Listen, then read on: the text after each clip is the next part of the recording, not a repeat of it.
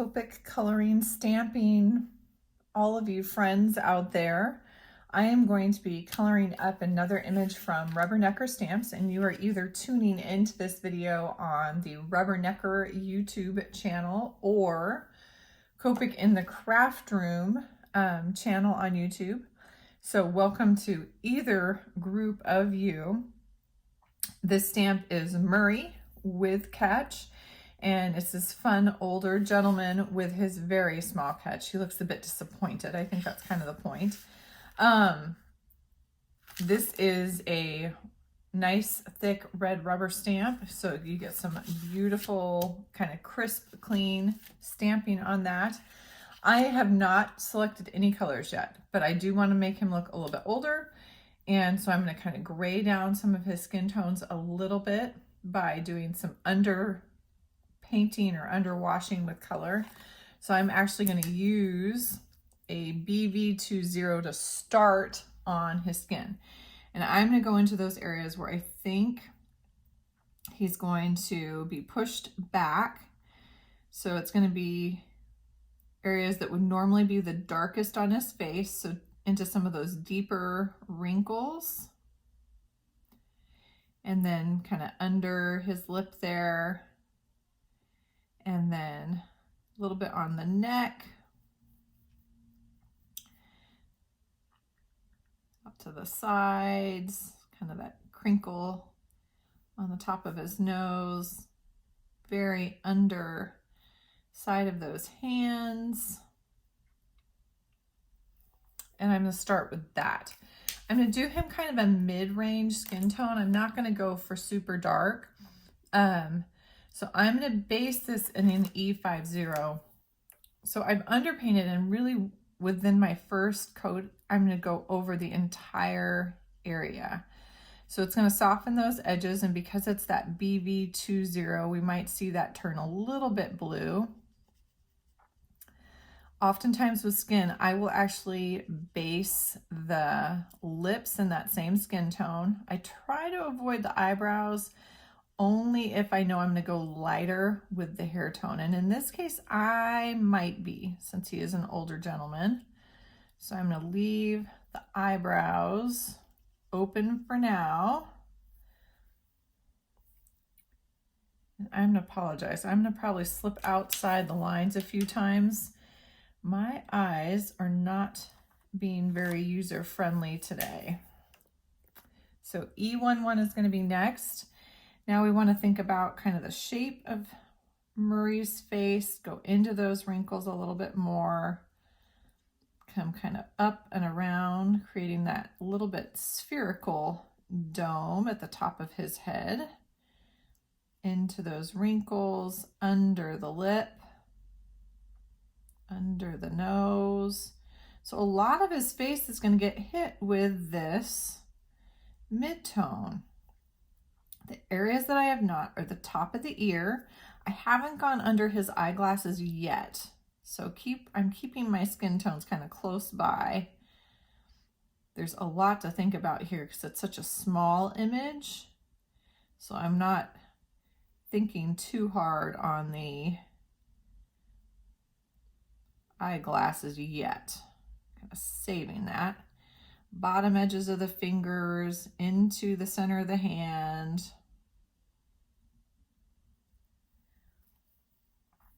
All right. Yeah, that's pretty good.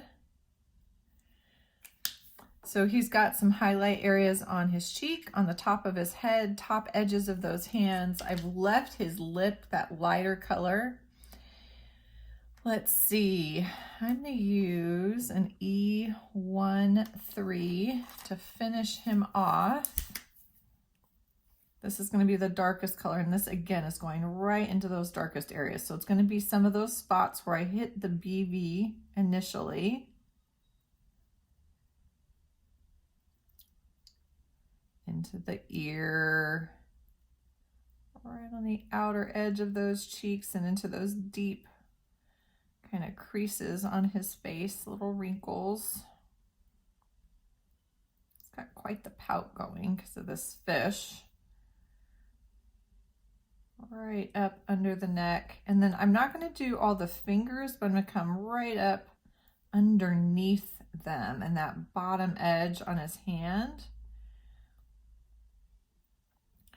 Again, adding a little more shape each time, each layer.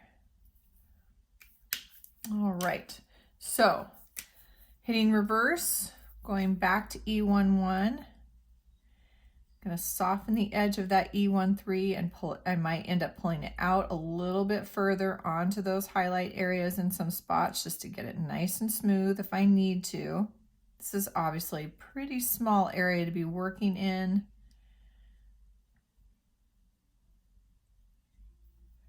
So there's not a whole lot of blending, especially with the E11.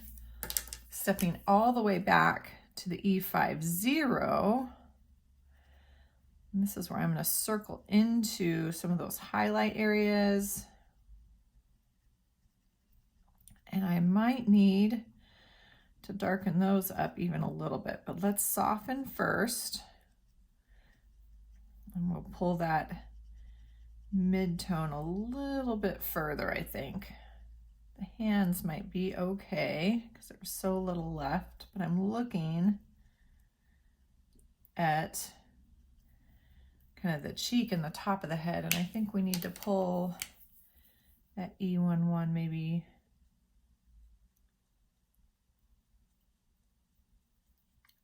on the top of the ear. Looks bright white, even though that was certainly not the intent. There we go.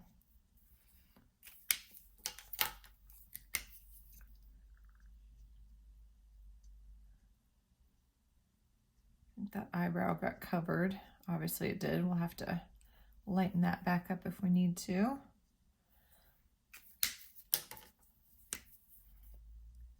I'm really just circling between those skin tones to find that balance. The other thing I can come back with is that blue violet too. So I think I'm going to do just a touch.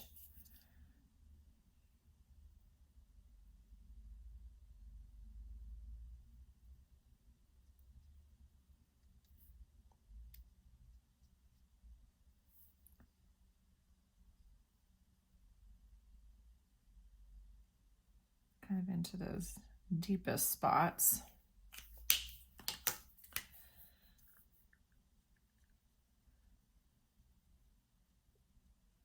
All right. I'm pretty content with them right here. Let me blow them up a little so you guys can see them. So I did not do his glasses area.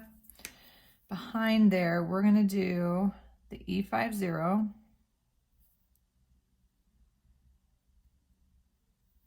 And we're going to do a tiny bit of the E11. What I like about this image is they've kind of shown how glasses sometimes, and I don't know if this was intentional, but it works. They kind of are showing you how glasses will sometimes kind of enlarge the eyes behind them. And so we've got that hint that that's what's happening here. All right, I'm going to keep his hair really, really simple. I'm going to grab a C1 and I'm going to put a few kind of dots, squiggles, and I'm going to do a little bit with C3.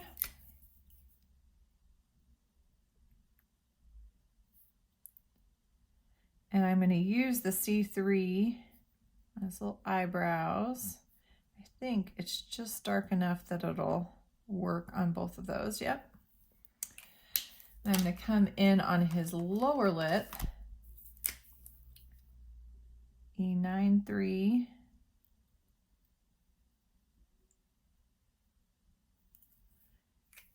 And then E, just at the corners.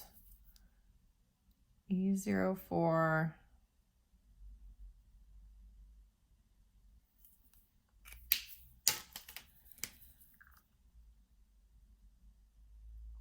All right.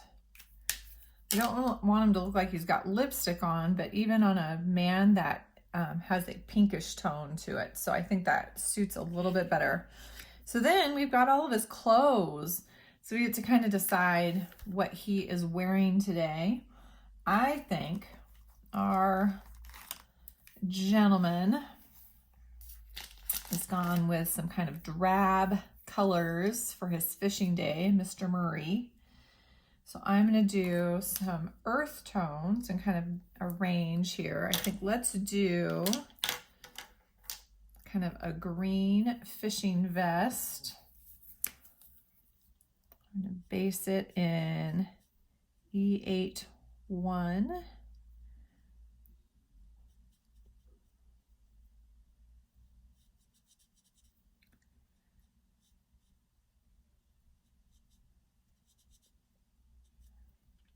I'm also going to base that little fish out here in that E8-1 as well. And then we've got an E8-4.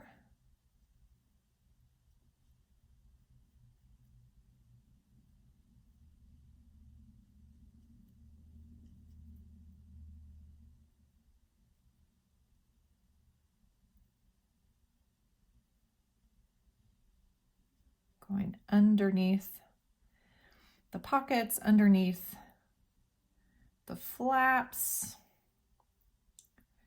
I hinted that the sun may be slightly over to the right-hand side by how I shaded his face. So I'm going to continue that on his vest because I went down the left side of the neck and a couple things there. So we'll continue that look.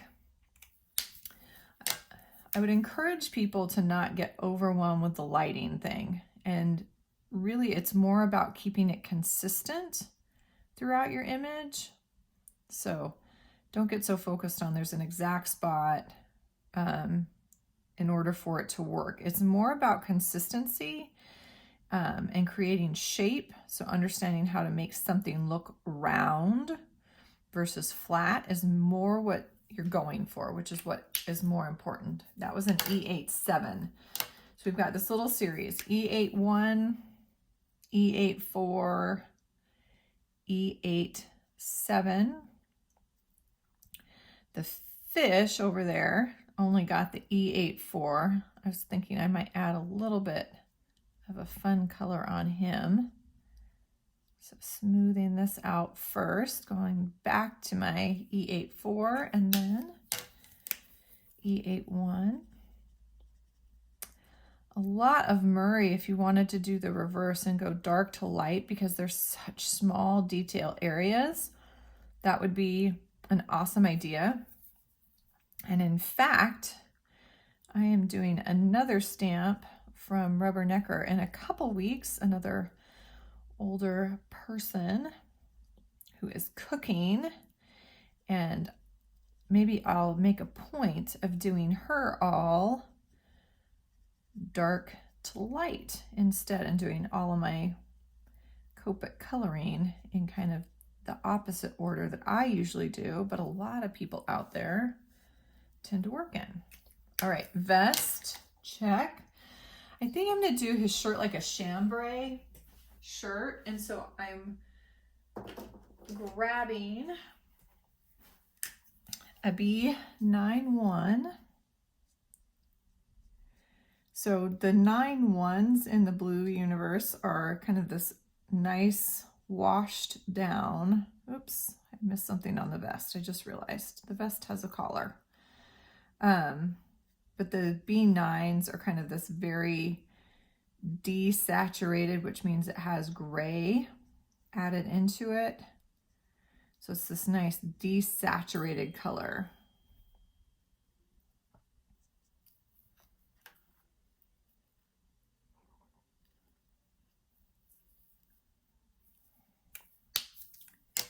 And then I'm going to do tiny, tiny bits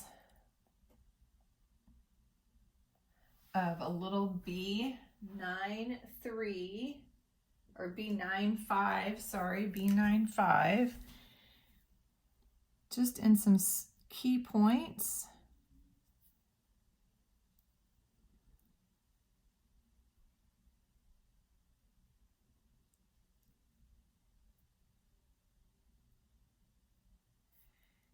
we'll go back and get that collar on the vest. Sorry about missing that. Until I started this, I didn't really see it.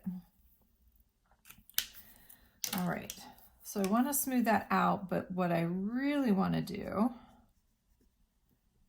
and see now I'm missing things as I'm rushing to get back. Slow down, Michelle.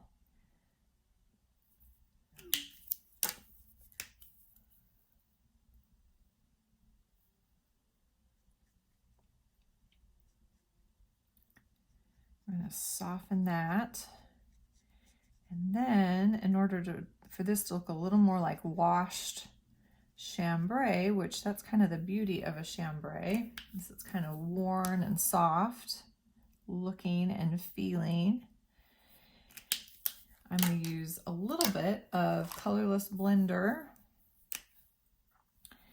And if you're patient, it's actually better to do this as it dries or when it's drier. And what you're going to do is kind of wash into, not across the whole thing, but right into the tops of those highlight areas, kind of circle just a little bit. And it gives it this kind of worn look, which is really nice and perfect for denim and chambray. All right. Okay, so what we didn't get, let's see, is the collar on the vest. So we'll go over the blue. That's going to end up darker anyway since it's on the back side. This is that E81.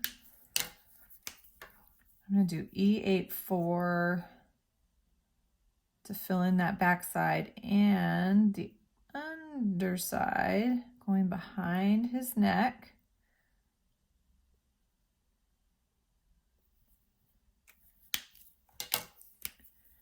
A little touch of E87.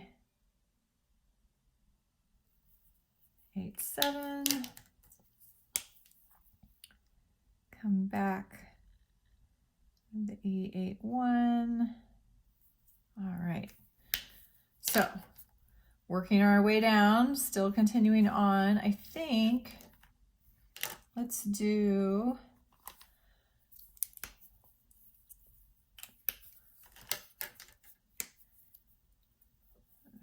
oh, that is true. We could make that.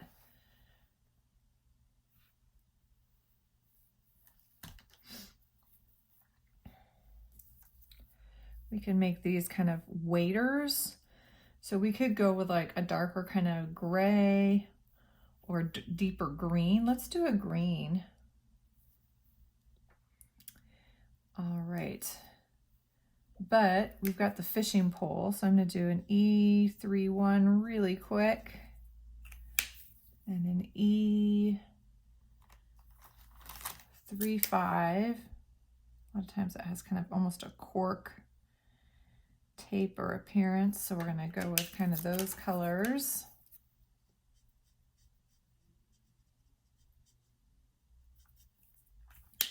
And over on our little fish, I'm going to do something kind of funky. I'm going to give him a little blue-green along the top. Come back with that E81. There we go. And I'm going to do, all right, so we're going to do some darker green here.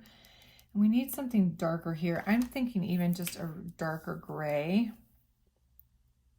for that pole. Slowly.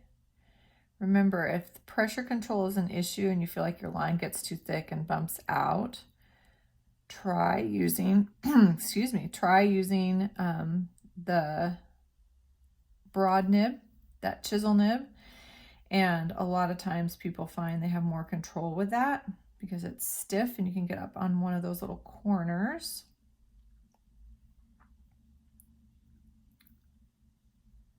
So I'm not going to try to shade that.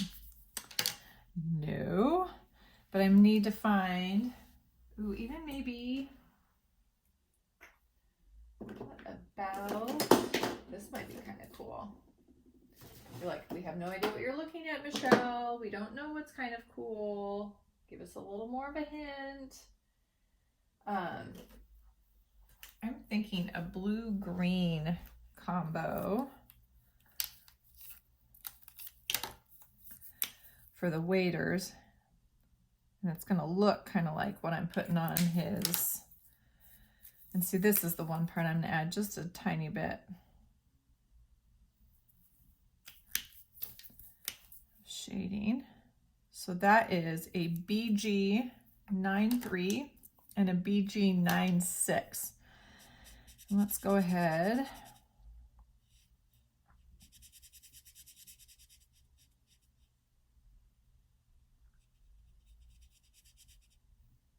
and get his waders. So he obviously was out in the river today doing some fishing. Turn him slightly. This is a great spot that if you wanted to break out that chisel or medium broad nib and fill this in, it goes pretty quick. It's kind of a big open space, so it works pretty well. If you're curious about why I'm jumping back and forth on the name of that nib, if you are looking to buy it, it is officially called the medium broad nib. But if you are a crafter who's been around for a long time with Copic, a lot of us call it, or have been calling it, a chisel nib because that's the shape of it. So I kind of jump back and forth between the two names just so you know what I'm talking about. But I also want you to know that it's called a medium broad nib because if you go to order it, you are not going to find a chisel nib. There is no such thing on the ordering area. So just be aware of that. We'll put some wrinkles and bends. His legs are long cylinders, so the shading, when we have space for it, comes in from both sides. We have room for it here.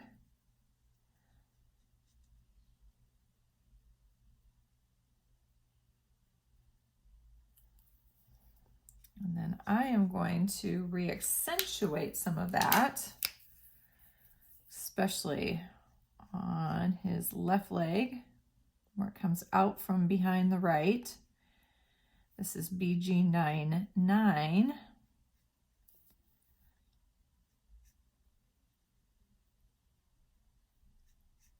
It's very close, very, very close to the BG 96. So you're not gonna see a huge difference of this, but I'm just using it in less amounts into some of those darkest areas. All right. If you need to step back to the BG 96 to do a little blending, you may or may not need to do that in some spots. This actually kind of blended in on its own, so I really don't need to go over it. And then the last thing I will do is step back to the BG 93.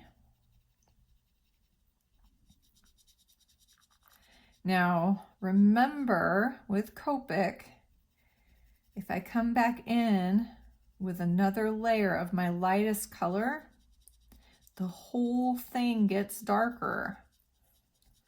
So I have to plan on that. Know that that's going to get darker because I've put another layer of ink. It is the same color, but it's still a second layer or third or fourth of that same ink. And so it is going to appear darker. It'll lighten up a bit as it dries, but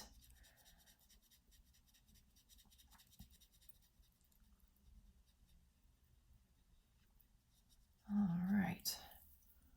That is pretty darn fun. Couple fun touches you could do. I'm going to add, because I'm just that ridiculous. Like that color for the fish. Yep. That was the BG93, sorry. A couple of fun touches you could do. You could take a glitter pen or something and add like a touch of sparkle to the fish for a little like hint at scales. You could do a glossy accents over the glasses.